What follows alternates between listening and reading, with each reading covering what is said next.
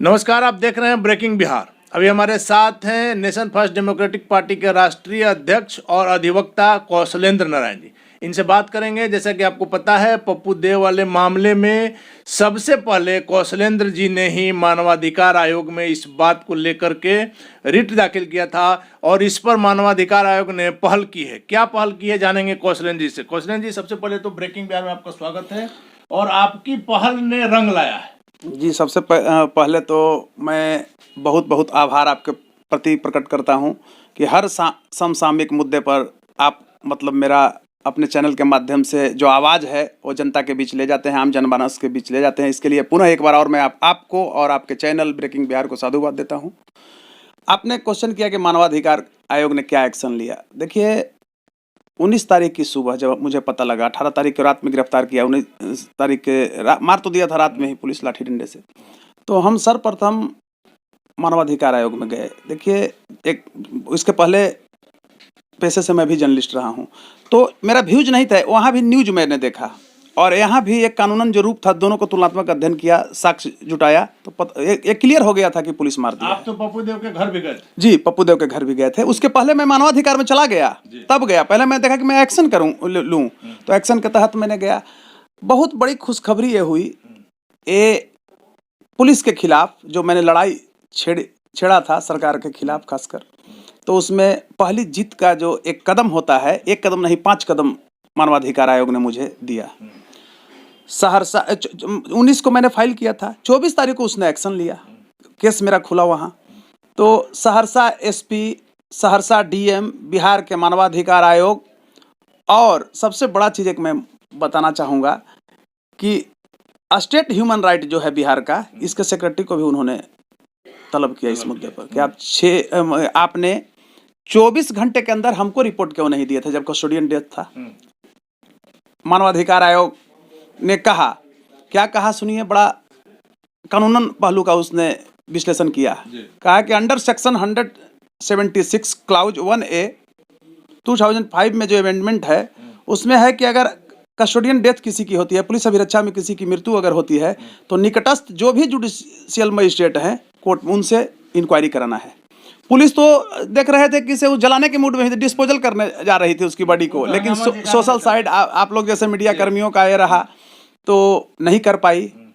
सबसे एक चीज़ मैं बता रहा हूँ, पुलिस उसमें मानवाधिकार ने पुलिस से क्वेश्चन किया है, डीजीपी से क्वेश्चन किया है, और सहरसा के डीएम से भी क्वेश्चन किया है कि क्या जब पुलिस गिरफ्तार करने गई थी किस मेमो के तहत, और गिरफ्तार करने गई है वो साक्ष्य मुझे चाहिए, वीडियो भी वहाँ का चाहिए, वीडियो चाहिए। दूसरी चीज़ की जब गिरफ्तार कर लिया गया तो फिर कहाँ आप लाए, मृत्यु हुई उसका भी वीडियो चाहिए, कैसे मृत्यु हुई है, और बीच का जो जगह है वो आपको दिखाना है। तो पुलिस तो लाठी डंडे से मार मार करके, रड से मार मार के कैसे दिखा सकती है, तो फंसी हुई है खुद पुलिस।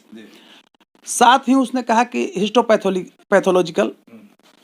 पैथोलॉजिकल और बेसरा भी मुझे चाहिए, उन्होंने मांग किया। कुछ है नहीं, कुछ नहीं है, और है तो पोस्टमार्टम रिपोर्ट भी मांग किया है, तो उसमें तो पक्ष में है, नहीं काफी है पुलिस के खिलाफ। लाठी से मारवे किया है लोग, मोटी रकम लेकर के। हमने शिकायत किया था कि कुछ अपराधी लोग को वहाँ की एसपी ने पुलिस की वर्दी पहना करके साथ लेकर गई थी, साथ में वहाँ का डीएसपी, प्रशिक्षु डीएसपी भी था। तो आप ये बताइए कि नीतीश कुमार जी किस न्याय की बात करते हैं, किस समाज सुधार यात्रा की बात करते हैं। एक अपराधी, मैं नहीं कहता हूं कि पप्पू देव को बचाते हैं ना फंसाते हैं, नीतीश जी का स्टेटमेंट है। तो मैं ये पूछ रहा हूं आपसे, आप भी एक मीडिया कर्मी हैं और मीडिया जन माध्यम का सबसे सशक्त तरीका है, तो मैं एक कहना चाहता हूँ आम जनमानस के बीच में भी कि ये कहते हैं कि हम समाज सुधार यात्रा कर रहे हैं। अरे भाई, पप्पू देव से हमको व्यक्तिगत क्या मतलब था। इसके पहले मैं मुंगेर प्रकरण को भी लेकर के आया था हाई कोर्ट तक, उसमें लिपि सिंह पर प्रोसीडिंग चला, लिपि सिंह पर प्रोसीडिंग, उस व्यक्ति को मुआवजा उसके परिवार को 20 लाख रुपया। आप प्रोसीडिंग के दौरान भी आप सहरसा में पोस्टिंग कर दिए। क्या नीतीश जी, क्या आपका चरित्र है? किस समाज सुधार की बात करें? एक अपराधी मैं मानता हूं, एक या धर्मात्मा थे, मैं नहीं कह सकता हूं, कोर्ट कहता है, कानून कहता है। पप्पू देव को तो कानून ने बरी करके बाहर कर दिया 12 साल के बाद। तो नॉर्मल जीवन जी रहे थे। नॉर्मल जीवन। तो आप तो जो मुख्य धारा में जो जिंदा है उसको फिर अपराधी आप बना दीजिएगा, इस तरह से पुलिस करेगी तो समाज सुधार नहीं, आप समाज बिगाड़ यात्रा करते हैं। और एक सिर्फ मैं एक कहना चाहूंगा आपके चैनल के माध्यम से कि नीतीश कुर्मिस्तान यात्रा निकालते हैं, समझ रहे हैं ना, और पूरे प्रशासनिक मिशनरी को कुर्मिस्तान बना दिए हैं। आप इंस्पेक्टर देख लीजिए, बड़ा बड़ा जहां थाना है सब अपने जाति को भर दिए हैं, वहां भी उसी का हाथ है। तो हर जगह ये लोग यही कर रहे हैं। और इसमें जो एक्शन ली है मानवाधिकार आयोग ने, उसमें ये लोग बचने वाले नहीं हैं। ये लोग सब पर 302 का मुकदमा चलेगा। हालांकि कोर्ट में भी मैं इसको लेकर के आ रहा हूं, पटना हाई कोर्ट। ये बचेंगे ही नहीं, पूरी तरह फंस गई है। अब नीतीश जी भाई देखिए, अभी सुप्रिटेंडेंट ऑफ पुलिस सहरसा से पूछा है मानवाधिकार आयोग को तो पता है कि वो एसपी हट गई होगी। ये अपने जाति कमजोरी में हटा नहीं रहे हैं तो कैसे न्याय मिलेगा? ये तो मानवाधिकार आयोग के भी धजिया उड़ा रहे हैं। तो अंत में मानवाधिकार आयोग पनिश करेगी ये लोग को। और इनको अगर थोड़ा सा भी चरित्र है नीतीश जी में तो वहां से ट्रांसफर कर दे, हटाना चाहिए इनको। डीएम का तो हटा चुके हैं। हटाए क्या है वो मतलब बगल के ए में कर दिए, दूसरे जिला में कर दिए, उसको भी नहीं हटाते। अगर आरोपित रहते तो डीएम का एक्चुअली बहुत ज्यादा रोल नहीं था इस हत्याकांड में, मैं स्पष्ट कह रहा हूं। लेकिन एक विंग होते हैं, वो सारे प्रशासन के जिला के हेड होते हैं, तो वो तो पार्टी बनेंगे ही। आपके जिला में कैसे होता है? एसपी तो एक विभाग का कमांडिंग अफसर है, डीएम पूरे जिला का प्रशासन आपको देखना है। लेकिन उन्होंने भी कोई एक्शन है। हालांकि डीएम ने थोड़ा सपोर्ट किया था कि पोस्टमार्टम कराया था। आप लोग ने बात भी किया था वहां गए? हाँ मैंने किया था। हम थे, हमारे साथ पूर्व मंत्री और जी पूर्व मंत्री रामजतन सिन्हा जी थे, पूर्व सांसद डॉक्टर अरुण कुमार जी थे, पूर्व विधायक अनिल कुमार जी थे, जहानाबाद के जिला अध्यक्ष, जिला परिषद के पूर्व अध्यक्ष अजय सिंह टूनू जी भी थे, एक और लोग थे, अवनीश कुमार जी थे, पूर्व विधायक। सभी लोग सारा लोग वहां उनके घर पर मिले और जो वहां का हम स्थिति देखे थे, आतंक पैदा किए हुए थे लिपि सिंह। हमने कहा कि आतंक से डरने वाले नहीं है, मरना एक दिन होता है हमने। और मैं गया जो स्थिति, जितना दहशत था उस गांव में, माने कल्पना नहीं कर सकते हैं, क्योंकि इस जाति की आबादी उधर थोड़ा कम है। लेकिन पप्पू देव का जो जलवा देखे, मैं ब्राह्मण, मैं सारे जातियां उसके पीछे थी। कहा कि ये तो यहाँ दानवीर था, बिल्कुल सुधर गया था। प्रतिदिन गरीब गुरबा बेटी के ब्याह गरीबों का करवाना, माने किसी को पैर से नीचे नहीं छूता था। ठीक है, बैक हिस्ट्री क्या रहा था, लेकिन ये तो उठा करके मार दिया। पैसे का लेन देन हुआ है, अभी सुनने में आया कि 25-50 करोड़ रुपए डीलिंग हुआ हत्या का। तो कुछ राजनीतिक में उनका आने के पीछे के भी कुछ उन्होंने घोषणा कर दिया था कि हम चुनाव लड़ने जा रहे हैं, तो उसमें तो कहीं ना कहीं मामला संदिग्ध है। तो जब संदिग्ध है तो नीतीश जी को उसको हटाना चाहिए था, और ये हटा नहीं रहे हैं। तो आप क्या लग रहा है कौशन जी, चूंकि आप राजनीति में भी हैं और कानून के भी जानकार व्यक्ति हैं, तो वैसी स्थिति में अब जो है मानवाधिकार आयोग का अगला कदम क्या हो सकता है? अगला कदम FIR दर्ज होगा। इस साक्ष्य जाने दीजिए, हम भी तो वहाँ हैं, हम भी जाएंगे ना, हमको भी तो बुलाया है ना, तो हम जाएंगे, अपनी बातों को रखेंगे।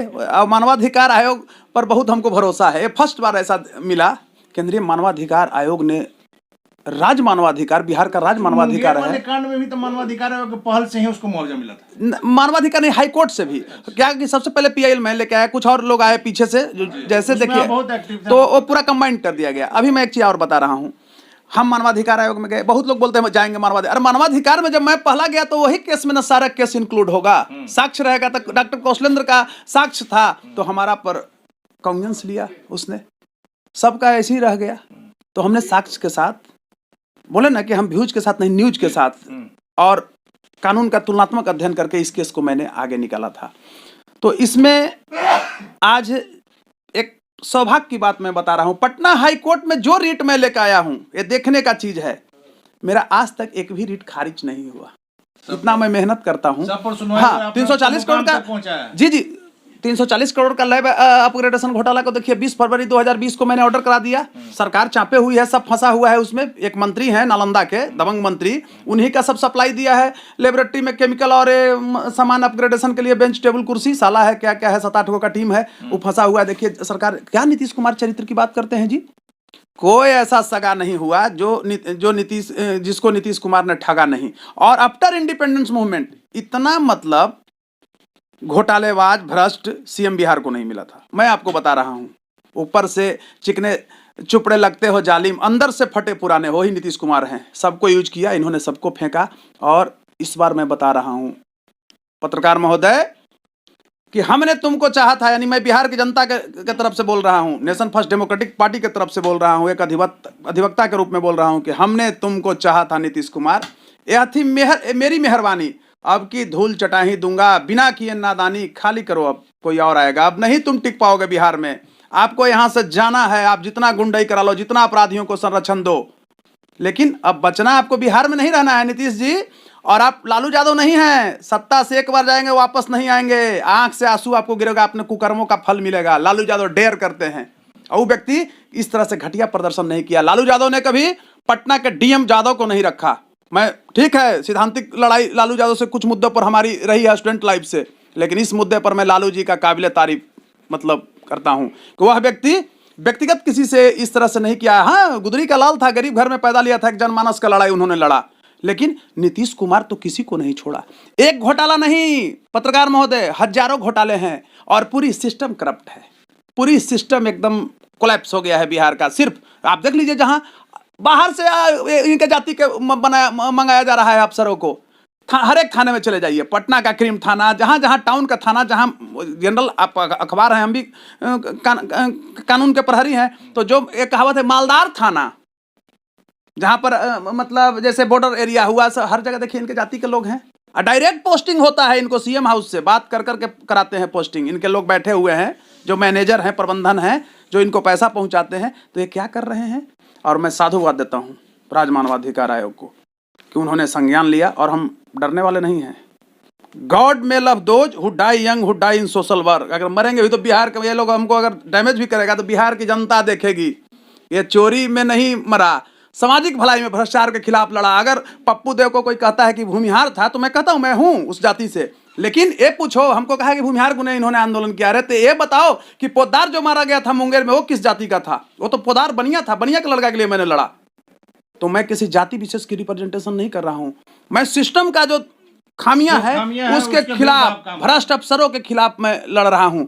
लिबर्टी अपग्रेडेशन घोटाला में क्या हमारे जाति के लोग नहीं हैं? जो भ्रष्ट है, भ्रष्ट को जेल होना चाहिए। और मैं यही नीतीश कुमार से एक बार और आग्रह करता हूं कि जाति की कमजोरी में आप मत आइए। आपको बिहार जो मैंडेट दिया था 5 साल तक, बिहार में क्या अमन चैन था। मैं भी आपका सबसे बड़ा प्रशंसक था बिहार में, लेकिन आज क्या बात हो गया कि आप जाति में बंध गए?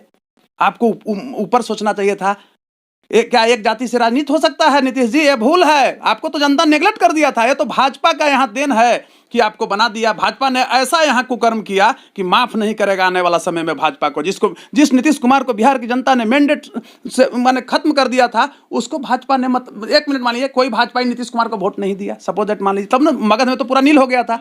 आज मतलब मैं पूछता हूं भाजपाइयों से कि आपने तो नेगलेक्ट किया, उधर भी नहीं जिताया, और वही भाजपा ने दिया, तो भाई जो वोट ना दिया उसका चरित्र क्या लगा, कितना उसको घुटन महसूस होता। सारे कार्यकर्ता उदास हैं, तो अभी नहीं बच पाएंगे। और मैं साधुवाद देता हूं लालू जी को और तेजस्वी जी को, उन्होंने कहा कि अभी इनको एंट्री न देंगे। अभी कहाँ रहेंगे? रहा न कोई रोवन हारा। भाजपा एक धक्का अगर दे देती, लेकिन भाजपा पता नहीं क्या कर रही है, क्या उसकी सोच है। अगर नीतीश कुमार को घोटाले को जांच करा करके, इतना घोटाला में व्यक्ति फंसा हुआ है, रेलवे में खाली एक जाति के बहाली कर दिए, एक जाति के देखिएगा अपने टर्म में, ईमानदार हैं कभी ईमानदार नहीं रहे हैं। आपको मैं बता रहा हूं, ये सबसे बड़े भ्रष्ट रहे। लेकिन वही है, चुप रहना। लालू जी बोलते थे ऐसे। लालू जी के समय में आज देखते हैं मीडिया भी एक लाइन लिखती है। प्रिंट मीडिया का स्तर देखिए ना, इतना बड़ा इस तरह से पुलिस कुकर्म हो रहा है, एक लाइन लिखती है। संपादक को इन्होंने खड़ा कर देते हैं, मतलब नीतीश कुमार ने। तब तो मीडिया हो गया व्यवसायी, प्राइवेट लिमिटेड कंपनी हो गया।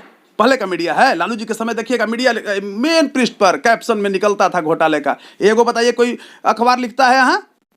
हम लोग तो देते हैं तो एक लाइन में सिमटा देता है, वो भी नहीं। आप संपादक से बात कीजिए, कितना शर्म की बात है। ओरिजिनल हम लड़ाई लड़ रहे हैं, अछोर उचक्के का छपता है।